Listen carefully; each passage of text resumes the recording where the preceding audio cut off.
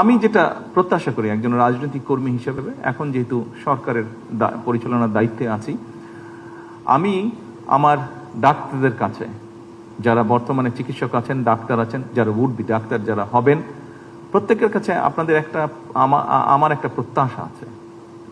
প্রতি বছর বাংলাদেশ থেকে ±5 বিলিয়ন ডলার চলে যাচ্ছে বিদেশে চিকিৎসার জন্য। আমাদের দেশের বহু মানুষ, লক্ষ লক্ষ মানুষ বিদেশে যাচ্ছেন চিকিৎসা করাতে। তার ফলে আমাদের মূল্যবান বৈদেশিক মুদ্রাও সেই সাথে চলে যাচ্ছে। স্বাভাবিক এটা। আপনাদের কাছে আমার প্রত্যাশা, আসুন না, যারা বর্তমানে চিকিৎসক আছেন, যারা উঠবি চিকিৎসক, আপনাদের সকলের কাছে আমার একটি প্রত্যাশা যে আসুন না, আমরা কেন পারবো না এই পরিস্থিতিটির পরিবর্তন করতে?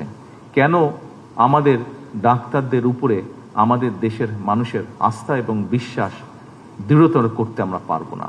এটি আমরা কোনো আইন দিয়ে করতে পারবো না, এটি আমরা কোনো প্রতিষ্ঠান দিয়ে আমরা করতে পারবো না।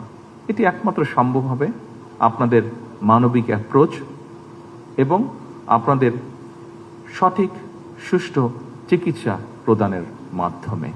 আজকের এই অনুষ্ঠানে 81তম প্রতিষ্ঠা বার্ষিকী উপলক্ষে শুধু ডিএমসি না, বাংলাদেশের প্রত্যেকটি হসপিটাল বা প্রত্যেকটি মেডিকেল কলেজের যারা চিকিৎসক আছেন, যারা শিক্ষার্থী আছেন, আপনাদের সকলের কাছে এই পরিবর্তনটির, অর্থাৎ দেশের মানুষ আমার দেশের চিকিৎসকদের উপরে সম্পূর্ণ আস্থা এবং বিশ্বাস রাখবে ইনশাল্লাহ ভবিষ্যতে, এই প্রত্যাশা রেখেই আমি আজকের এই প্রতিষ্ঠাবার্ষিকীতে আমার বক্তব্য শেষ করছি।